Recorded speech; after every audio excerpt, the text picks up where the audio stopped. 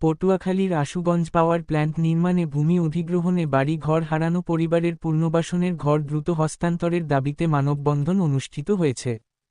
পটুয়াখালীর কলাপাড়ায় Ashuganj power station কর্তৃক জমি অধিগ্রহণে বাড়ি ঘর হারানো পরিবারের পুনর্বাসনের ঘর দ্রুত হস্তান্তরের দাবিতে মানববন্ধন ও বিক্ষোভ মিছিল করেছে ক্ষতিগ্রস্ত পরিবারের সদস্যরা। বৃহস্পতিবার বেলা 11টায় উপজেলার ধানখালী ইউনিয়নের পাঁচজুনিয়া গ্রামের আশুগঞ্জ পুনর্বাসন প্রকল্পের সামনে এই মানববন্ধন অনুষ্ঠিত হয়। এ সময় বক্তব্য রাখেন ক্ষতিগ্রস্ত পরিবারের সদস্য কবির মোল্লা, মামুন মৃধা, গাজী হাজিফুর রহমান পিন্টু, সীমা বেগম ও হুমায়ুন মোল্লা। শেষে বিক্ষোভ মিছিলটি ওই এলাকার প্রধান প্রধান সড়ক প্রদক্ষিণ করে।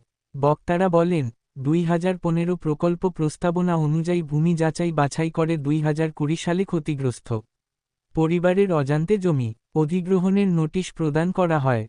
2021 সালে সরকার প্রকল্প বাতিল করলেও ক্ষতিগ্রস্ত পরিবারদের প্রশাসনের ভয় দেখিয়ে বাড়িঘর থেকে 175 পরিবারকে উচ্ছেদ করা হলে তখন থেকেই তারা